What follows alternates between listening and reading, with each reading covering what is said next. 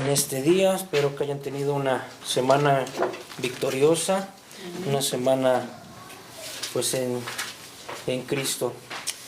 Y vamos a dar inicio entonces al tema del día de hoy. Ya hoy sí terminamos ya lo que es el capítulo 7 del Evangelio de Juan, que es del versículo 45, que fue donde nos quedamos, versículo 45 al versículo 53. El título del tema del día de hoy es escuchar antes de condenar. No muy parecido al que tuvimos también en este mismo capítulo, que fue, si no mal recuerdo, juzgar con justicia, ¿no? Por eso escuchar antes de condenar. Les voy a pedir que se pongan de pie para darle lectura a estos versículos que vamos a leer.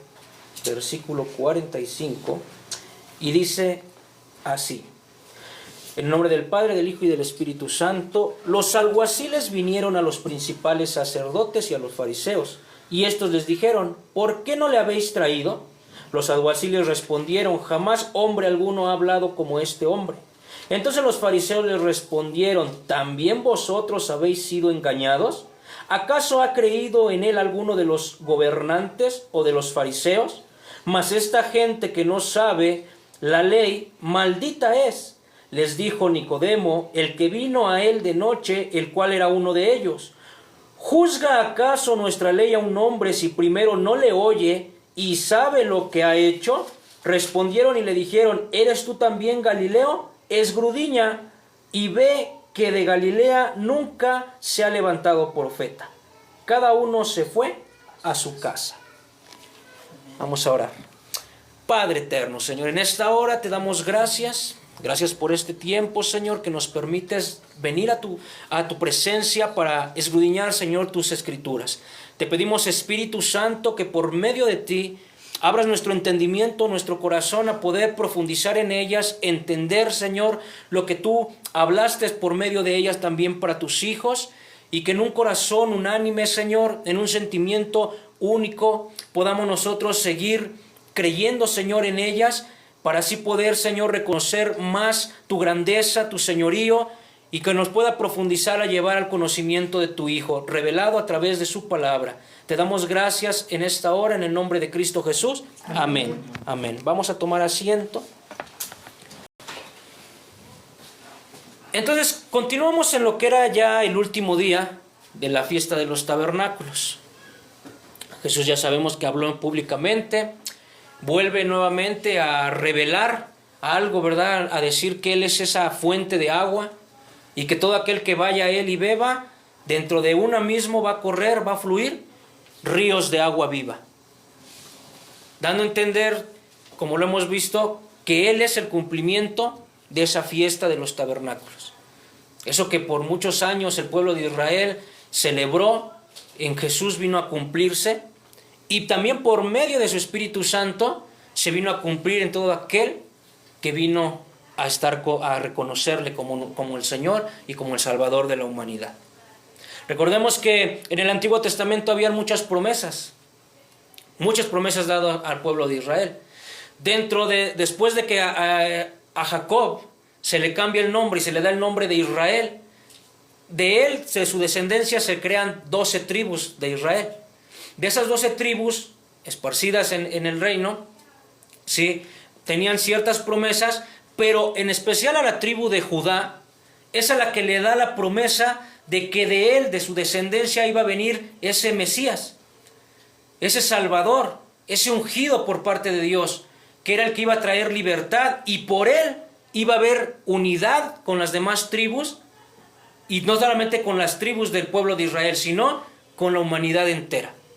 Y vimos a dar ese cumplimiento, porque por eso es que aquí lo que hemos visto, lo que nos ha narrado Juan hasta el día de hoy, es esa controversia que tiene ya muy puntual también con los sacerdotes, que vienen precisamente de esa tribu de Judá, pero también vemos en ellos esa religiosidad y esa hipocresía que aún ellos, sabiendo que vienen esas promesas, como que a ellos ya no les interesan tanto ni las otras tribus, ni los otros descendientes, ni los que estén en otro lado, sino como que ellos comienzan nada más a verse por sí mismos. Un egoísmo, un egocentrismo, que ellos solamente reconocen lo que viene de ellos y lo que no viene de ellos, que ellos así lo interpretan, lo hacen a un lado, lo desechan.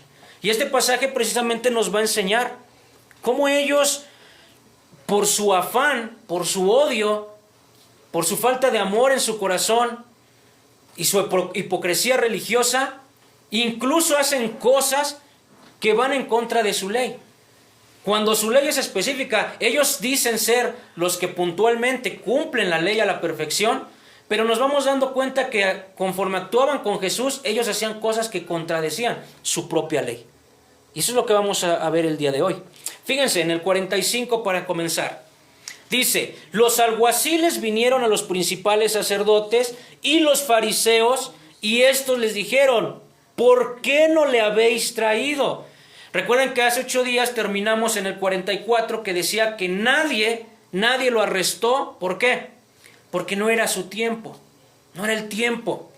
Ahora aquí ya vienen esos alguaciles a los principales, que eran los oficiales. Los alguaciles eran los oficiales, se podría decir que esos policías, ¿verdad? Esos encargados, ¿sí?, de la guardia del templo. A ellos fueron a los que mandaron. Y habían sido enviados con órdenes de apresarle a Jesús. Esas eran sus órdenes de parte de los sacerdotes, de los líderes del templo. Pero fíjense que el hecho de que regresan sin haber cumplido esa orden, pues deja en evidencia primero que la autoridad humana o esa jerarquía religiosa se ve confrontada por la autoridad moral y espiritual de Jesús. Ellos ven algo ahí. Ellos salen y por algo no van y lo arrestan. Esas eran sus órdenes. Es como si hoy un mando de una policía le dice, ¿sabes qué? La orden está en que vayas y captures, ¿no?, a esa persona. Y esa persona está frente a la persona, pero no la trae, ¿qué puede pasar? Pues que a lo mejor hasta ellos queden presos, ¿no? Porque están desobedeciendo una orden directa de un mando, que tengan consecuencias porque están no cumpliendo la orden. Aquí pues ellos no la cumplen. Y ahorita vamos a ver el por qué. Porque ven esas palabras, algo ven en esas palabras en Jesús, algo ven en la persona de Jesús. Así que esto no solamente es que es un fracaso de su operación, que tenían que llevar muy en específica, a apresarle, sino vemos que también aquí ya comienza a haber una crisis de legitimidad hacia los dirigentes. El control de su pueblo, la situación, ellos querían controlar, ellos querían que la situación estuviera bajo sus manos. Aquí algo bien importante, porque ellos no se acercaron, los dirigentes, no fueron directamente. ¿Por qué no fueron ellos? No salieron con los alguaciles y dijeron aprésalos, sino que mandan a ellos. Mandan al subordinado a que vayan y que ellos hagan el trabajo sucio, por así decirlo. Y fíjense que entonces aquí podemos ver y entender que la realeza y la revelación de Cristo no se someten a tribunales humanos. No está bajo la voluntad, no está bajo el deseo del hombre, sino es algo divino, está bajo la autoridad, bajo la sujeción de Dios, como lo hemos venido viendo. Cuando la palabra de Cristo incomoda, la reacción natural del sistema cae en buscar el control y no buscar la verdad. Porque ya había incomodado ahí. Incomodó la verdad de Jesús, las palabras de Jesús. ¿Y qué es lo que ellos hacen? Tratan de hacer no perder su control. Porque al perder el control, ¿qué va a pasar? Va a desestabilizar a los que están arriba y van a perder credibilidad y autoridad. Y eso era lo que ellos no querían. Porque a ellos no les importaba que ya llegara un Mesías. A ellos no les importaba que se cumpliera esa parte profética de Dios. Ellos no querían perder el estatus, el privilegio que ellos estaban. Por eso actualmente hay en redes sociales muy famoso un historiador judío que él dice que siempre el cristianismo le está echando la culpa a los fariseos de que ellos los arrestaron. de que ellos tuvieron que ver en la muerte, pero dice, no fueron ellos, fueron los jeduseos, que ya sabemos que ellos eran los líderes del templo, los sacerdotes. Y en cierta razón sí hay y no hay. ¿Por qué? Porque acuérdense que el Sanedrín, ese grupo de 70 elementos, habían fariseos, habían escribas, habían seduceos, había de todo. Y constantemente Juan nos enseña cómo siempre está esa lucha contra ellos. Y aparece siempre en los fariseos. Por eso aquí dice, fíjense, vienen a los principales, que eran los sacerdotes, los seduceos, pero también aquí menciona y los fariseos. O sea, también estaban los fariseos. Y estos les dijeron, ¿por qué no le habéis traído? Ahora, la guardia volvió y su expectación revela más que un fracaso. Fíjense, 46. Los alguaciles respondieron, jamás hombre alguno ha hablado como este hombre. Jamás hombre alguno. Y esa es una frase que guarda un testimonio hasta el día de hoy. La frase, jamás hombre alguno ha hablado como este. Porque esas palabras, miren, cuando Jesús venía, y ya lo vimos también, todos tenían una interpretación. Habían escuelas, habían esos grupos religiosos, aristocráticos, políticos. Todos tenían cierta interpretación. Todos se basaban a sus rabinos, y al rabino del rabino, y al rabino del... así. Pero cuando Jesús hablaba con autoridad propia. Porque ya sabemos que Él era la encarnación de Dios, el Hijo de Dios, sustancia de Dios. Y es por eso que cuando Jesús hablaba Torah completamente verdadera. Él estaba hablando la verdad de la Torah, de la ley. Por eso a ellos les causaba, obviamente tenía que causar algo en la gente. Causaba admiración, causaba algo. Los mismos alguaciles estaban ahí para apresarlos y ellos escucharon. Imagínense, yo me ponía a pensar. Bueno, ustedes saben que yo de profesión, pues soy policía. Se te da una orden, vas a cumplir una orden. Entonces yo me ponía a pensar, ellos están ahí porque tienen que apresar a la persona, a Jesús. Pero están escuchando esas palabras que está hablando Jesús y está escuchando la murmuración de los que están a su alrededor. Y unos dicen, este es el profeta. Y otros dicen, este es el Mesías. Imagínense a ellos como judíos, porque aunque eran los alguaciles, eran judíos.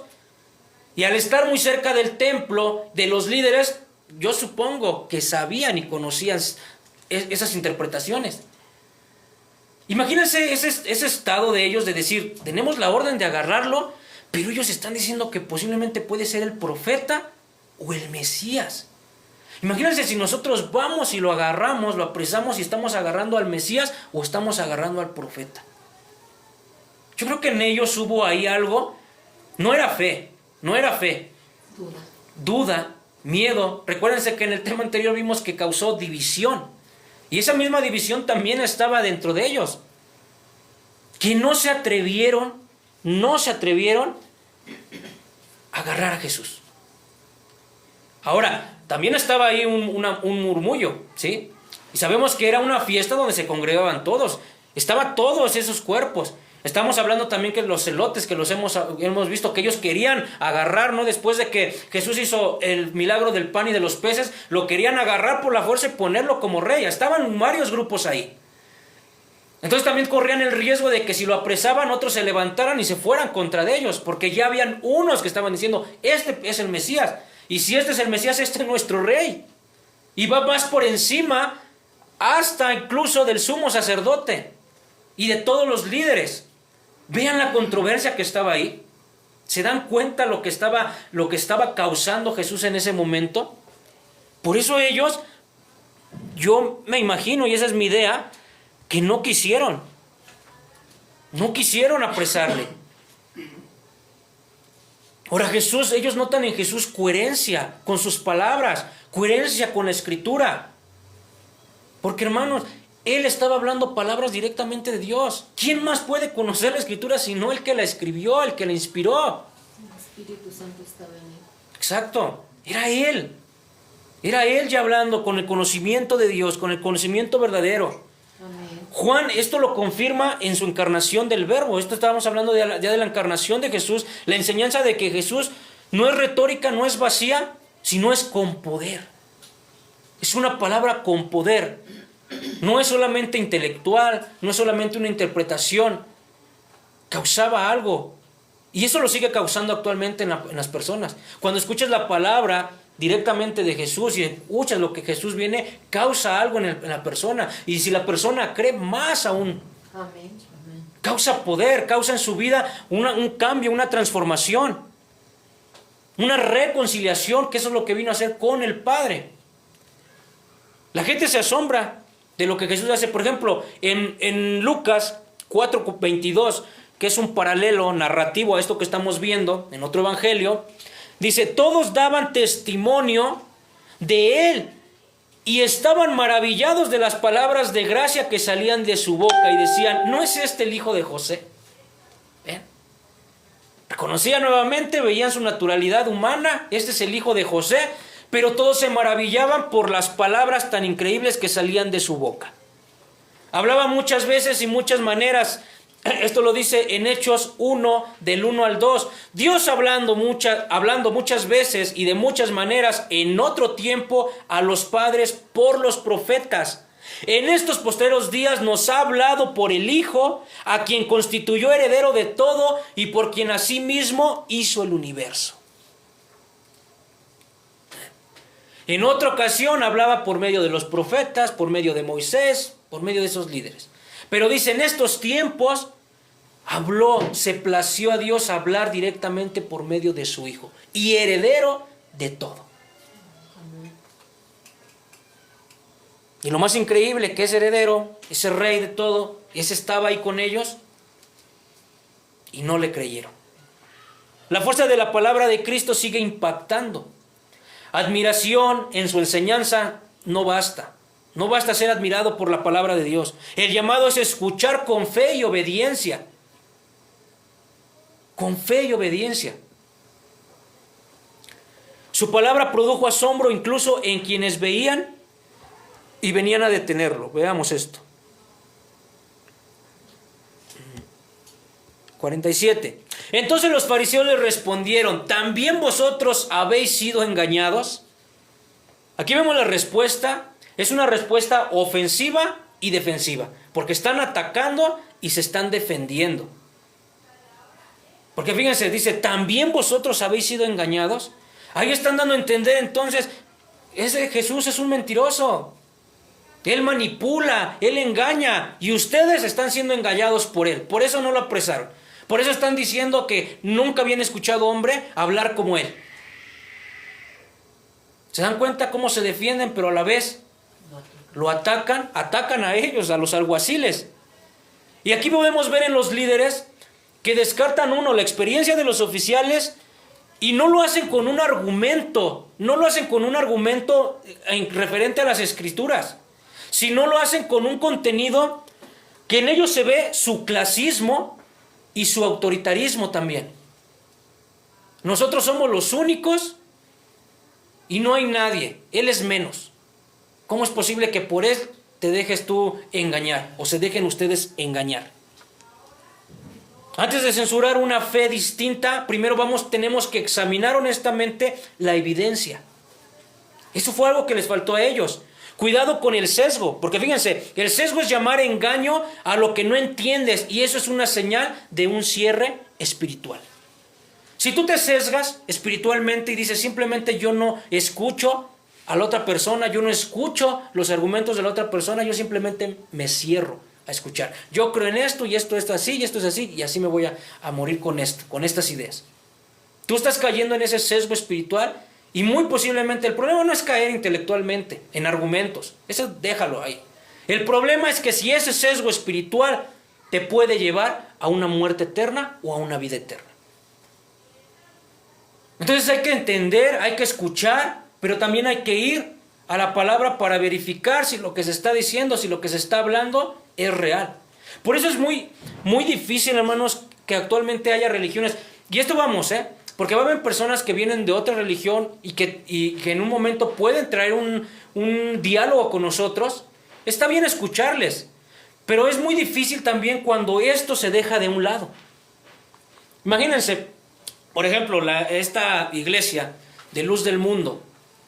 Ellos dejan a un lado la escritura. ¿Por qué? Porque ponen más arriba a un humano, que es su apóstol, ¿no? El que ahorita está en la cárcel, que le siguen llorando y que le siguen diciendo a sus feligreses que está ahí injustamente. Entonces, ahora ya agarraron hasta a su mamá. Ya agarraron a su mamá y a otros líderes. ¿Por qué? Por trata de personas. Su mamá estaba involucrada, su mamá le llevaba a las jovencitas para que fueran abusadas sexualmente por el hijo. O sea, qué desagradable, qué sectas tan horribles son estas. Y la gente sigue ahí. Pero imagínense, ahí les enseñan que esto no tiene mayor poder. Entonces, si tú te quieres platicar a una persona, si le quieres llevar el evangelio, ellos están tan adoctrinados desde pequeños, o desde que están en eso, que les han enseñado que la Biblia no tiene autoridad, tiene más autoridad su apóstol, la revelación de su apóstol. Si tú vas con un adventista del séptimo día, aunque también conocen de la palabra, también ellos les han enseñado que por esta Elena White, ¿sí?, sus revelaciones de ella tienen también más poder acerca de la arriba de la escritura. Entonces, cuando tú te estás contra estas personas, ¿sí?, o estás en un diálogo, va a ser muy difícil que tú con la palabra los puedas hacer cambiar de opinión. ¿Por qué? Porque ellos creen que hay una autoridad más grande que ellos. El catolicismo viene siendo lo mismo, porque para nosotros los protestantes de una línea, la palabra de Dios es la autoridad máxima, porque es la revelación directamente de Dios. Pero para ellos, arriba de la escritura está el Papa, o sea, su magisterio y sus tradiciones, arriba de la escritura. Entonces es muy difícil que también a un católico bien metido en su religión, con la escritura le quieras hacer, o sea, le puedas hacer ver el error. ¿Por qué? Porque ellos consideran, si tú les dices es que eso no está en la escritura, ellos van a decir, a mí no me interesa, porque yo creo más al magisterio, al Papa y a todos los concilios que se hacen en la Iglesia Católica Romana, porque va más allá arriba. Entonces es muy difícil que puedas hacerles ver que esto no tiene de este contenido. ¿Sí me explico? Si una tradición es falsa, no importa, porque lo dicen. Hay argumentos, ciertamente, y eso lo tenemos que ver, que no tienen un fundamento. Por ejemplo, en sus dogmas, tienen 44 dogmas y dentro de ellos hay 4 que son de Mariología. Y el último que hicieron es de la Inmaculada de María, la Inmaculación, ¿sí?, y de que ella fue asunta al cielo. No tiene un precedente ni histórico, ni lo puedes encontrar en la Biblia. De hecho, hay católicos honestos que dicen, eso no lo podemos nosotros ni siquiera demostrar con las escrituras, ni siquiera con la historia, ni siquiera con los primeros padres de la iglesia. Lo tenemos que tomar por fe. ¿Por qué? Porque cuando se hace ese dogma, un papa primero se declara infalible bajo escátedra. ¿Qué quiere decir esto? Que él en ciertos momentos de doctrina, él puede decir yo soy infalible y lo que te estoy diciendo me lo está revelando directamente Dios, el Espíritu Santo, y no se puede cambiar. Después de que se declara infalible bajo escátedra, hace y pone este dogma, diciendo que él lo acaba de hacer bajo escátedra. No tiene fundamento, pero si una persona es católica, pues lo tiene que tomar porque sí. Porque cree y debe de creer en eso. Entonces, aquí a lo que voy, hermanos, es que entendamos que la escritura para nosotros es esa parte de autoridad y que nosotros tenemos que ver que esté conforme a la escritura. Porque hay muchas cosas que es bien fácil argumentar y decir, es que nosotros lo seguimos bajo tradición, porque ahí dice la misma escritura que hay cosas que se escribieron, pero otras cosas se siguieron por tradición. Pero el problema es que cuando vamos a la historia y vamos viendo que no fueron en los primeros siglos, porque si hablamos de que es bajo tradición, quiere decir que desde el primer siglo ya se comenzaban a llevar ciertas cosas. Ya se seguían, pero cuando vemos que es a partir del siglo V, del siglo VI, de siglos más adelante, entonces nos damos cuenta que no es algo del primer siglo. Y ahí es donde nosotros tenemos que tener cuidado en qué estamos creyendo y en qué no estamos creyendo. Las palabras de Jesús, su Biblia, las Escrituras, son las que nosotros tenemos que abrazar. Tenemos que ver que esté concorde a esto. No importa quién sea el líder. Porque hay muchas cosas. Hoy podemos ver en el grupo evangélico, en los protestantes también, muchas cosas que están siendo erradas. Muchas doctrinas que están siendo erradas. Y la gente lo cree nada más por fe. Porque se levanta uno diciendo que es apóstol, se levanta otro diciendo que es profeta, que es un super ungido, y en sus iglesias pasan cosas de que cae aceite del cielo, que cae polvo de oro, que encuentran diamantes, que hay infinidad de cosas. Y la gente cree en eso. ¿Por qué? Porque lo dice supuestamente un ungido de Dios. Todo esto se los estoy diciendo, hermanos, y me estoy saliendo un poquito quizá del tema, porque aprendamos a entender y a medir las cosas conforme a la palabra de Dios, para no ser engañados. Porque un engaño te puede llevar a perderte de Dios. Si hoy tú vas a internet y buscas cuántos actualmente se han levantado como falsos cristos, te darás cuenta que en el mundo hay personas que directamente ya se han levantado como cristos. Y son personas que tienen miles, cientos de seguidores. Son personas que están erradas y diciendo, la Biblia lo advirtió. Llegarán los postreros días que vendrán, se levantarán falsos profetas, falsos maestros, falsos cristos. El problema no es que esté profetizado, se van a seguir levantando y hasta que no venga Cristo se van a seguir levantando. El problema es que jalan gente, la gente cree en ellos. Si regresamos nuevamente y ves tú, buscas ahí en internet, por ejemplo, de la luz del mundo, te darás cuenta que lo tienen como un Dios. Cuando salía el apóstol se le hincaban, le lloraban, incluso tomaban citas de la Biblia como ese es el más hermoso de los hijos de los hombres, cuando es para Jesús. Se lo decían al hombre. El día que venga el Papa aquí a México, te darás cuenta la gente cómo se le hinca, cómo le llora, cómo se estira para querer agarrar a un hombre. Cuando ves estos falsos profetas y apóstoles también, van a las iglesias y la gente los ve como si fueran de verdad Dios. El engaño tan terrible. Y nosotros tenemos que estar expectantes y saber. Por eso es que el Espíritu Santo es lo que lo hace. Una persona si está siendo engañada y manipulada, hermanos, es porque no tiene el Espíritu Santo en sí. Porque si lo tuviera el Espíritu Santo, le da la sabiduría. ¿Y sabes qué es lo primero que va a hacer esa persona? Va a salir corriendo de ese lugar. Pero si esa persona no, al contrario, dice que tú estás mal y que tú eres el hereje, que tú estás incorrecto y que tú te vas a ir al infierno y que él cree en su santo, en su apóstol, en su profeta, en su papa, ¿qué cree que pasa? Pues esa persona no tiene esa convicción del Espíritu Santo en él, por eso no le está revelando qué es lo correcto y lo incorrecto. Y siguen cayendo al engaño. ¿Y por qué les menciono esto? Porque mírense, ellos reemplazaban el examen con una pregunta que buscaba afirmar su propia seguridad. Chequen.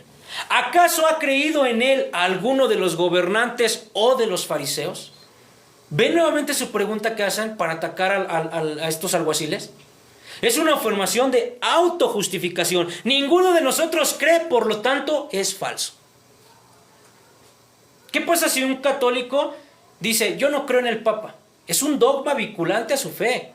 Muchos católicos, hermanos, la mayoría gruesa de católicos ni siquiera lo saben. No saben cuántos dogmas hay en su iglesia, no saben cuántas doctrinas hay en su iglesia. Pero dentro de sus dogmas hay uno que dice que si no crees en el Papa, estás fuera de la salvación de Dios. Entonces, si un católico dice, yo soy católico, pero yo no creo en el Papa, bueno, bajo tu dogma, bajo el dogma de la iglesia, quiere decir que entonces estás fuera de la salvación de Dios, por no creer en ese Señor. Hay un grupo sadovacantistas que de hecho ellos se les llama así católicos de esa denominación. ¿Por qué? Porque ellos no creen, no se quieren sujetar a la autoridad del Papa. Pero si tú le preguntas a otro católico religioso, te va a decir, ¿ellos tienen salvación? Si tú le preguntas primero, ¿ellos son católicos? Te van a decir que sí, porque todo lo demás tienen lo mismo que ves en una misa, lo mismo que todo. Pero si tú les preguntas, ¿ellos tienen salvación? Ahí te van a decir, pues, si se arrepienten y creen en el Papa, sí. Si no, no. Condicionar la salvación por creer en un hombre que se dice ser la sucesión de Pedro, ¿no? El vicario de Cristo en la tierra. Cuando el vicario de Cristo en la tierra es el Espíritu Santo. Porque vicario quiere decir en latín ayuda. O sea, ¿el hombre es la ayuda de Dios en la tierra? ¿O es el Espíritu Santo la ayuda de Dios en la tierra para con el hombre? Y así si nos vamos a otras religiones, si nos vamos a otras denominaciones, todas tienen diferentes interpretaciones. ¿Sabes cuál es el error? Yo no sé si vieron actualmente en redes sociales, hubo un falso de esos profetas que se levantó, me parece que de África, que dijo que el 23 y 24 iba a ser el rapto de la iglesia. Y en redes sociales estaban pasando mucha gente que vendieron sus casas, que vendieron sus carros, que hicieron infinidad de cosas. Vendieron sus casas, sus bienes, y con el dinero que hicieron lo regalaron a los pobres, a asociaciones. ¿Por qué? Porque yo creo que pensaron bien el rapto, y si por ahí tengo algo que no me voy a ir con él, pues por lo menos hago cosas de bondad, de generosidad, ¿verdad? Y con las personas para que el Señor sí me lleve. Bueno, pues llegó el 23, 24, 25, ya estamos aquí ya estamos en octubre y el rapto no pasó. Pero ¿por qué toda esa gente se dejó manipular por la idea de un loquito que tuvo según una visión? Y así nacen muchísimas religiones, ¿eh? ¿Cómo nacieron los testigos de Jehová? Si tú te vas a la historia y investigas, también fue por una persona que se desvió de la escritura y confió más en sus revelaciones directas, sus profecías, que de hecho hasta hace muchos años ahí en Estados Unidos hicieron una casa, que era la casa me parece, creo que Abraham, Isaac y Jacob, o Elías, no recuerdo quiénes eran, que ellos los estaban esperando, porque antes de que llegara Jesús, iban a venir ellos a la tierra, y les hicieron una mansión ahí en Estados Unidos para que vinieran esos. Ahí la mansión se está cayendo, no sé qué habrá pasado de ella. Y actualmente mucha gente sigue siendo engañada, pero ya cambiaron. Cada tiempo le van cambiando la fecha. Tienen que obviamente tapar el hueco que están ellos haciendo. Y la gente sigue creyendo en ese tipo de cosas. Ahí están los mormones también. ¿Por qué se hizo la iglesia mormona? Porque se desvió una persona, un niño de la escritura, quiso hacer, y a sus revelaciones dijo, se me apareció un ángel, el ángel morón, me dio unos libros que tienen páginas de oro y no sé qué tanto, y aquí viene la verdadera fe. Y así levantaron la iglesia de los santos de los últimos días, ¿no? Le llaman. Y así sucesivamente. Hay muchas cosas, por ejemplo, vamos a hablar nuevamente, escuchaba a un historiador cristiano que estudia mucho acerca del catolicismo, y por ejemplo, ustedes saben que todas las iglesias católicas, para que una iglesia pueda ser verdadera para ellos, tienen que poner una reliquia, un huesito, algo en el altar de un santo, supuestamente, de una persona, ¿no? Porque ellos tienen como que mucha esa manía con las reliquias. Por eso luego dicen, las reliquias de Juan Pablo II, ya andan los huesos por todo el mundo, ¿no? Y la gente quiere ir a ver las reliquias y tocar las reliquias. No sé qué fascinación tienen contra esa cosa, ¿no? Pero así los hacen en sus altares, en sus iglesias. Entonces aquí él en sus investigaciones, por ejemplo, había de una santa, no me acuerdo cómo se llama el nombre, que tenía una cabeza y la tenían en una iglesia. Pues resultaba que había 3 cabezas de esa santa. Habían 3 iglesias de esa santa que estaban en 3. ¿Cuál era la verdadera cabeza? ¿Quién sabe? Pero al final de cuentas no les importa. Las capillas que se abren, ¿no? Cuando hay una mancha así que se parece a una virgen y le dicen vamos a hacerle una capilla, muchas de ellas ni siquiera son aceptadas por la iglesia católica, pero la gente va y les hace su capilla y les lleva sus misas y les hace ahí sus ofrendas y lo que sea, porque no les impide nada. La gente busca una fe ciega. Ahorita ya se va a llegar el 12 de diciembre y vamos a ver mucha gente cómo va y se hinca y va descalza y va pegándose y va haciendo mandas y va allá. Algo que muchas veces ni entienden. Hubo un hermano que hace unos años fue a la basílica el 12 de diciembre y les fue preguntando a la gente si ellos conocían lo que era latría, dulia y perdulia, que es con lo que la Iglesia Católica justifica la veneración a santos y a la Virgen María. ¿Y qué creen? La mayoría ni conocían de esos términos. Ellos no les importa, porque vamos a ser honestos, la mayoría, el grueso del catolicismo, la gente de popular, no les interesa saber los dogmas, no les interesa saber su religión, de dónde viene. Ellos, mientras le digan, este es un santo, esta es una santa, adórala. Bueno, no adórala porque les dicen, dale dulia, ¿sí? Dale veneración y perdulia, si es María. Ellos hacen lo que tengan que hacer. Y sus líderes no les van a decir y les van a contradecir, estás bien, estás mal, estás en el error. Hay algunos pocos que lo hacen. Ahorita, por ejemplo, se viene aquí en México lo que es el Día de Muertos, ¿no? Que es una celebración tradicional pagana. Pagana. Poner ofrenditas, la frutita, eso viene de los antepasados. Eso habla de sacrificios, eso habla de cosas de aquí. Pero que la han mezclado con la tradición, ¿sí?, de la Iglesia Católica. Hay padres honestos que sí llegan a decir, ¿sabes qué? Eso está mal. Si tú haces eso, porque ellos hacen sus misas, ¿no? De los santos fieles difuntos y esa cosa. Eso sí, pero ellos les dicen, si tú vas y haces tus ofrendas y eso estás mal, estás cayendo en cosas correctas. Pero son pocos. Muchos los dejan, muchos no les dicen. ¿Por qué? Porque ponerse en eso puede ser que pierdas hasta las personas, que se vayan. Que se anden disfrazando, que anden disfrazando a los niñitos. Hermanos, vivimos en un país inundado de sangre. La gente se mata. Hoy estamos viendo en las noticias cómo ya hasta niños se están matando entre ellos, jóvenes. ¿Qué pasó con este adolescente que nada más porque se sintió inquerido por las mujeres fue y asesinó y en su mente quería matar a 6? Pero se vienen estas fechas y ahí en el Zócalo, ahí en la ciudad les hacen una manifestación, vístanse de zombies, andan niñitos que luego salen hasta las noticias que tú que vienes disfrazado con una cabeza así arrastrando como lo que hacen los narcos. Y quieren que se acabe todo esto. Caen al paganismo, caen a darle ofrenda a lo malo. Yo me he puesto a pensar, hermanos, imagínense tanta sangre derramada hoy aquí en México. Y esto no es de hoy, esto ha sido de siempre. Vete a ver una película de antes. ¿Sí?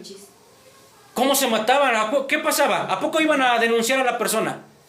Si tú ves una película de Antonio Aguilar, de Vicente Fernández, de ellos, de los de esa generación pasada, ¿sí? Cuando tenían un pleito entre ellos, ¿a poco iban y los acusaban con la policía? Iban y levantaban su denuncia. No pasan en las películas que sacaban su arma y pues órale a ver de cómo nos toca y se mataban. Eso pasaba, hermano, no solamente es ciencia ficción en una película, pasaba y sigue pasando actualmente. Aquí en México la gente es así, algo pasa y uno que trae un arma va, pum, lo mata. ¿Cuánta sangre derramada? Imagínense si Dios hiciera juicio contra México. Que Dios tenga misericordia de este país, de verdad. Que Dios tenga misericordia de este país. Tanta maldad. Entonces dense cuenta, ¿acaso 48? ¿Acaso ha creído en alguno de los gobernantes, de los fariseos? Dense cuenta cómo ellos se ponen como la máxima autoridad. Si no lo ha creído un fariseo, si no lo ha creído un gobernante, es mentira, punto. Aunque tú creas y que sus palabras vayan conforme a la Escritura, si no lo creen es punto y aparte. Y eso pasa actualmente, por eso les estoy trayendo esto, porque esto pasa no solamente en otras religiones, pasa también aquí en las iglesias evangélicas.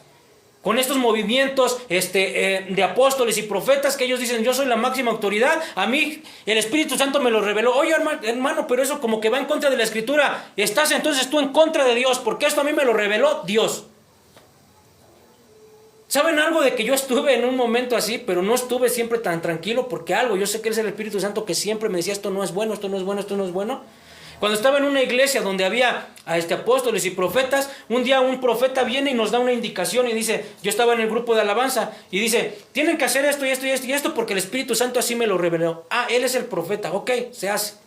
Pero de ahí pasan unos 5 minutos y se acerca otra que es la profeta, ¿sí?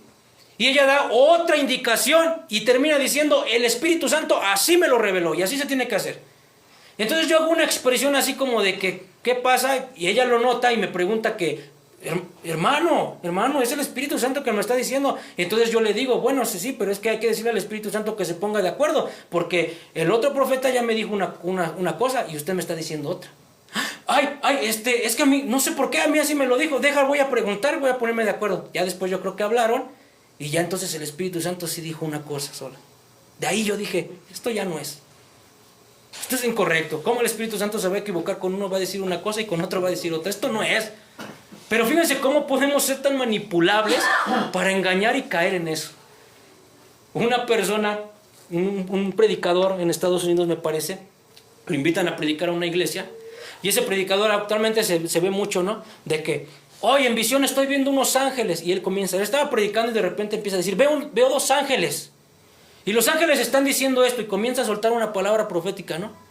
Y entonces ahí en la iglesia muchos empiezan a orar en lenguas y a temblar y a llorar y todo. Y de repente el hermano dice, ¿ven cómo es bien fácil manipularles? Era mentira, hermanos.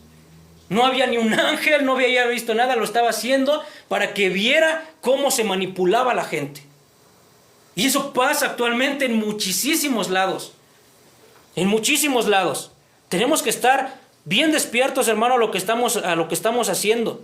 Y para rematar, desprecian al pueblo que ha sido tocado por Jesús. Vean lo que dicen estas fichitas.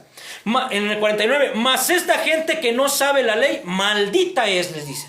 Todavía los maldicen. Porque dicen, ¿cómo nosotros somos los intérpretes de la ley? Esta gente empieza a creer ya en Jesús, pero ellos son malditos porque ellos no conocen la ley. Los líderes desprecian a la muchedumbre, considerándola incapaz de entender y por ello claman a la maldición. La ignorancia trágica, imagínate, los que conocen la ley la usan para despreciar, mientras la gente humilde se convierte y se conmueve ante Jesús. ¿Se dan cuenta? Los que conocen la ley desprecian a Jesús, mas los otros se empiezan a conmover por él. Sí, déjalo, no le abras para que no... La acusación de la ignorancia es a la vez un intento de descalificar experiencias genuinas con Cristo. Ahora, Jesús revela que los humildes y sencillos, por ejemplo, vamos a ver en Mateo 11:25, es el tiempo, respondiendo Jesús dijo, te alabo, Padre, Señor del cielo y de la tierra, porque escondiste estas cosas a los sabios y a los extendidos, mas las revelaste a los niños. El desprecio por el pueblo es una forma de soberbia religiosa. Ellos estaban dando esa soberbia religiosa al despreciar al pueblo. Y miren lo que nos dice 1 Corintios 1:26 al 29. Esto se los traje de la... me parece que es de la versión actual, para que sea más entendible. Dice, aunque la gente de este mundo piensa en ustedes son tontos y no tienen importancia, Dios los eligió para que de los que se creen sabios entiendan que no saben nada. Dios eligió a los que, desde el punto de vista humano, son débiles, despreciables y de poca importancia, para que los que se creen muy importantes se den cuenta de que en realidad no lo son. Así, Dios ha demostrado que en realidad esta gente no vale nada. Por eso ante Dios nadie tiene de qué sentirse orgulloso. En la versión de Reina Valera dice, Dios escogió de lo débil para avergonzar a lo fuerte. Yo me gozo, hermanos, cuando somos atacados y nos dicen, ¿ustedes qué van a saber? Son unos ignorantes, ¿no? Por ahí a mí en mis redes sociales luego me ponen mucho eso de que, ¿tú qué vas a saber? ¿Qué estudiaste? Aquí nuestros sacerdotes y tal estudiaron y saben filosofía y saben teología. ¿Qué dice aquí la Escritura? De lo débil y menospreciado va a sacar Jesús a personas para avergonzar a aquellos que se creen intelectuales. Amén. Porque ellos no creían en Pablo, en Pedro, en los apóstoles. Cuando después de que se muere Jesús, ¿qué les decían? Estos ignorantes, ¿de dónde saben? Si ellos no tienen esa autoridad para enseñar. Pero ¿qué dice Dios? De lo débil, de lo ignorante, de lo menospreciado, Dios va a levantar reyes y sacerdotes para que enseñen su palabra. No mires con desdén a los que se convierten. Eso es también algo bien importante. Acompáñalos, discipúlalos. Esto es algo que nos reconoce el día de hoy. La humildad es la disposición para ser enseñado por Dios, no para un estatus social. Hermanos, si el día de mañana entra por esa puerta una persona que lo ves así, todo tatuado, con piercings, no lo veas como la personita rara. Al contrario, acércate, dale ese amor. Porque aquí no van, a las iglesias no manda Jesús a personas ya sanas, santas, curadas.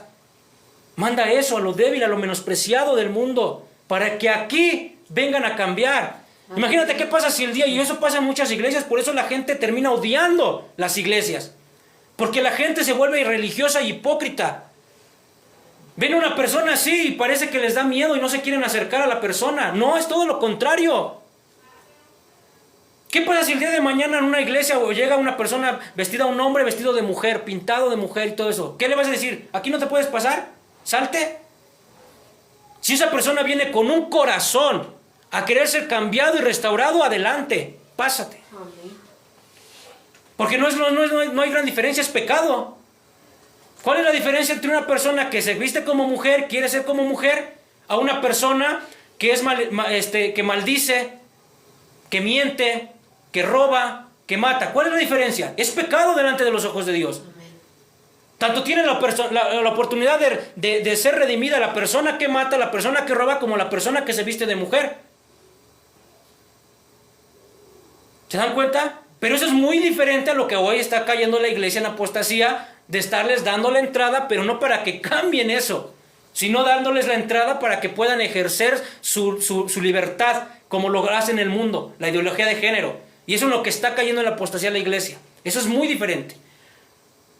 Porque aquí no vamos, en una iglesia no se va a aceptar, hermano, usted viene con qué, yo vengo con esto, mira, soy un drogadicto y esto, no se preocupe, véngase, aquí Dios va a ver, pum, pum, pum. Pero no quiere decir que después de eso, por eso vas a aceptar que la persona dice, no, es que yo creo en Dios, pero yo no voy a dejar la droga, yo no voy a... No, entonces no quiere cambiar. Dios ama. ¿Para qué viene a una iglesia si una persona no quiere cambiar? Entonces que se regrese mejor al mundo, ¿verdad? En medio de esta tensión se alza la voz de uno a escondidas que su fe crecía. ¿Quién era esa persona? 50, les dijo Nicodemo, el que vino a él de noche, el cual era uno de ellos. ¿Se acuerdan de Nicodemo? Juan 3, ¿lo vimos? El que vino de noche, al que le dijo el Señor, de cierto te digo, que el que no naciere de nuevo, no verá el reino de Dios. Él era uno de ellos, del cuerpo del Sanedrín. 51. ¿Juzga acaso nuestra ley a un hombre si primero no le oye y sabe lo que ha hecho? Fíjense lo que Nicodemo les dice. ¿Juzga acaso nuestra ley? Porque esto es bien importante. Nicodemo apela a un principio de justicia dentro de la ley. Todo juicio debe de precederse a oír, a escuchar e investigar a la persona. Juan 7:24, ¿recuerdan? No juzguéis según las apariencias, sino juzgad con justo juicio. No solo es una defensa legal, es un principio moral. Y aparte venía en su ley de ellos. ¿No se supone que ellos eran los que daban fe y legalidad y cumplían la ley? Entonces, ¿qué pasa aquí? Por eso Nicodemo, siendo uno de ellos, le dice, ¿qué acaso nuestra ley juzga así nada más por juzgar? ¿Y de dónde sabían ellos esto? Mira, ahorita lo vamos a ver. Por ejemplo, les voy a poner, en Proverbios 18:13 dice, precipitarse a responder antes de escuchar los hechos es a la vez necio y vergonzoso. Nueva traducción viviente, eso se lo estoy trayendo. Pero fíjense, Deuteronomio 1:17. Esto venía en su ley. Y recuérdense que en el cuerpo del Sanedrín habían escribas, y los escribas eran especialistas en interpretar la ley para juzgar también. Entonces no pueden hacerse los que no sabían. 16. Entonces di a los jueces y a las siguientes instrucciones. Ustedes entenderán las quejas de sus hermanos, atenderán y decidirán, sea que el pleito oponga un israelita a su hermano o bien un israelita a uno de los extranjeros que viven en medio de nosotros. 17. Cuando juzguen no se dejarán influenciar por persona alguna, sino que escucharán lo mismo al pobre, al rico, al poderoso, al débil, y no tendrán miedo de nadie, pues el juicio es cosa de Dios. Si un problema les resulta demasiado difícil, me lo pasarán a mí y yo lo veré. ¿Ves que venía en su ley? Pero a Jesús no. A Jesús simplemente su prejuicio, su arrogancia, cómo. Y entonces esa ley la brincaban, aunque venía y estaba en ellos. No querían escucharlo, no veían sus argumentos, no se daban la tarea de investigar para que vieran que Jesús cumplía, sino simplemente lo desechaban. 52. Respondieron y le dijeron, ¿eres tú también Galileo? Fíjense, escudriña y ve que en Galilea nunca se ha levantado profeta. La réplica es un ataque, nuevamente vuelven a atacar ellos. Ahora Nicodemo, a uno de ellos mismos lo están atacando. Lo desacredita el argumento por el origen de Jesús, que era de Galilea. Nuevamente vuelven a tomar ese argumento. Y concluyen, de allí no se surge verdadero profeta y se apoyan en prejuicios culturales y lecturas selectivas de la Escritura. ¿Por qué lo atacan a Nicodemo? Porque le dicen, ¿acaso tú eres de Galilea? ¿Por eso lo defiendes? Ve y fíjate, escudriña las Escrituras y date cuenta que de Galilea nunca ha salido nada bueno, ni un profeta, nada. Cosa que era mentira, hermanos. Cosa que también era mentira. ¿Por qué? Porque date cuenta, lo doble irónico era que Jesús sí cumplía. Primeramente que nada sí cumplía las Escrituras. Porque ya sabemos que él venía nacido de Belén y que llevó la luz a Galilea. ¿Sí? Pero fíjense. ¿Dónde está? Jonás. ¿Han escuchado del profeta Jonás? Jonás el profeta de Galilea. ¿Por qué? El texto de Segunda de Reyes 14:25 dice, Jeroboam restauró los límites de Israel conforme a la palabra del Señor Dios de Israel, lo cual habló por su siervo a Jonás, hijo de Amittai, profeta que fue de Gadfer, que estaba en territorio de Zabulón en Galilea. en Galilea. Jonás era de Galilea. Entonces, ¿por qué ellos decían que nunca había profeta que había salido de Galilea? ¿Se dan cuenta su orgullo de ellos, su arrogancia de decir, somos otros de Judá y los demás tribus ya nos importan y nos interesan, de ahí nunca ha nacido nada bueno? Ahora también Elías. ¿Han escuchado de Elías? El que oró e hizo que cayera fuego del cielo y quemó a los profetas de Baal. Bueno, pues él en Primera de Reyes 17 dice que era Elías de Tisbe de Galad. Galad no estaba propiamente en Galilea, sino al este del Jordán, pero para los fariseos de Jerusalén, todo lo que estuviera al norte o fuera de Galilea podía considerarse Galileo, y provincia despreciaba, porque ellos los despreciaban. Imagínate, es como aquí en México. Ellos eran los del norte, ¿eh? Nosotros estamos aquí en el sur, en el centro, perdón, ¿no? Cerca de la capital. Nosotros no podemos despreciar al norte, y los líderes no desprecian al norte. ¿Por qué? Porque el norte, pues estamos hablando de Nuevo León, de Monterrey, de Guadalajara, donde están los grandes magnates, donde dejan muchísimo dinero a este país. Pero no por ahí hasta había un diputado que estuvo también un tiempo para presidente de aquí de México, ¿sí? Ese que se subía a su combi, que se sentía todo hippie, que dijo que el bien que tuviera para México es que desaparecieran o que hicieran a un lado a todos los del sur. A ellos sí los desprecian. Oaxaca, Michoacán, todo eso, porque ellos son pobres. Ellos no dan más a México. Al contrario, México tiene que dar supuestamente para ellos. Era algo parecido a esto. Esos grupos de fariseos, de escribas, de sacerdotes despreciaban a los que venían del norte. Los de Galilea para ellos no eran nada. Ellos eran los intelectuales, ellos eran los buenos. Por eso dicen, de Galilea va a salir algo bueno, ve. Y a uno de ellos lo desprecian y le dicen, ¿qué, acaso vienes de allá? ¿Por eso estás defendiendo? Pero sabemos que él no estaba defendiendo nada más por eso, porque en él ya venía una fe creciendo. En él ya venía una fe creciendo. Y cuando vemos la muerte de Jesús, nos damos cuenta que él ya era una persona que creía en Jesús. A esto vamos a llegar, porque hay 3 referencias de Nicodemo que habla en el Evangelio de Juan. Transición. Así la asamblea se disuelve sin resolver el conflicto. ¿Qué pasa? En el 53. Cada uno se fue a su casa y se acabó el problema. ¿Sí? La escena termina en dispersión. No hay conversión, no hay juicio justo, no hay reconocimiento tampoco. La comunidad se fragmenta, unos admirados, otros cerrados y unos que sí defendían ahí medio la ley, pero nadie actuó. El texto, con su final aparente, es frío, ¿verdad? Porque ya cada quien se va, no pasó absolutamente nada. Pero la palabra, hermanos, requiere una respuesta personal. No es que tú sigas al grupo, no es que tú sigas al líder. Tienes que tener una respuesta directa tú con Dios. No te conformes con volver a casa sin haber permitido que Cristo te juzgue y que te transforme. Si has escuchado la palabra y te vas como antes, examina entonces tu corazón, porque muy posiblemente hay orgullo, hay temor, hay negligencia, hay al qué dirán. La historia continúa, pero aquí mismo la convocatoria para nosotros es bien clara. Antes de condenar, escucha. Antes de hablar, detente. Los fariseos tenían razón en sus labios, pero vacío e ignorancia en su corazón. Los guardias, en cambio, sin tanta letra, sin conocer tanto de la ley, reconocieron la voz del cielo, la voz de Jesús. Dios no busca oídos llenos de argumentos, sino corazones dispuestos a obedecer. Muchos escucharon a Jesús aquel día, pero pocos lo escucharon en verdad, lo oyeron en verdad. Quizá hoy el Señor te está hablando, no para que discutas, sino para que te rindas. No para que demuestres que sabes, sino para que reconozcas que necesitas de Él. No endurezcas tu oído con orgullo, ni tu fe con prejuicios. Escucha y deja que su voz te quebrante, te limpie y te haga una nueva criatura. ¿Por qué? El que aprende a callar delante de Cristo, escucha el sonido del silencio del cielo en su alma y en su corazón. Ponte de pie, vamos a orar.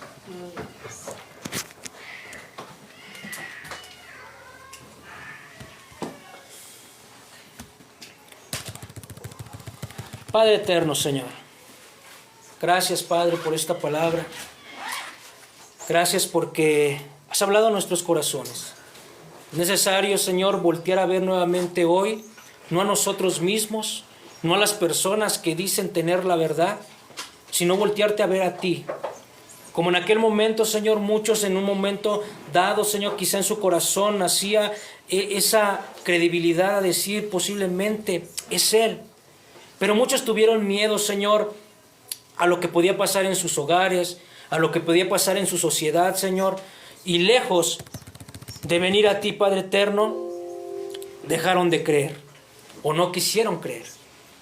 Mas hoy te pido, Señor, por cada uno de los que estamos aquí, que nos podamos llevar estas palabras, atesorarlas en nuestro corazón. Y si es que en nuestro corazón hay orgullo, hay prejuicio, tenemos todavía miedo, Señor, inseguridad, ¿a qué dirán las demás personas de nosotros? Ayúdanos, Padre, a quitar todo eso, ese sesgo espiritual de nuestras vidas para poderte ver como tal y cual eres. Poder que ver en ti, Jesús, que solamente en ti hay la salvación, porque al final de cuentas, Señor, no va a haber una religión, no va a haber una iglesia, no va a haber una autoridad, Señor, que nos lleve a la salvación, sino solamente serás tú. Hoy podemos ver, Señor, que actualmente vuelve a pasar lo mismo que anteriormente. Muchos tienen una interpretación de cómo será tu segunda venida, Señor. Muchos conocen, muchos hablan, Señor, de marcas, hablan de anticristos, hablan de tu llegada, Señor, en un caballo. Pero en realidad no sabemos absolutamente nada, Padre. Y creo que muchos podemos caer nuevamente en ese sesgo espiritual, de que el día que tú vengas, Señor, por tanta interpretación, por tanto amor a esas cosas, Padre, podamos olvidarnos y pues no podamos ver, Señor, que verdaderamente eres tú. Necesitamos de ti, Padre eterno. Necesitamos de tu Espíritu Santo en cada uno de nosotros. Porque si no tenemos a tu Espíritu Santo, no te tenemos a ti. Si no te tenemos a ti, Jesús, no tenemos al Padre. ¿Cómo podemos llegar a tener una salvación? ¿Cómo podemos llegar a tener una reconciliación y una relación contigo, Padre? Hoy te pedimos, Señor, misericordia por todos nosotros. Hoy te pedimos, Señor, tu fe obrando en nosotros. En el nombre de Cristo Jesús. Amén. Amén. Amén.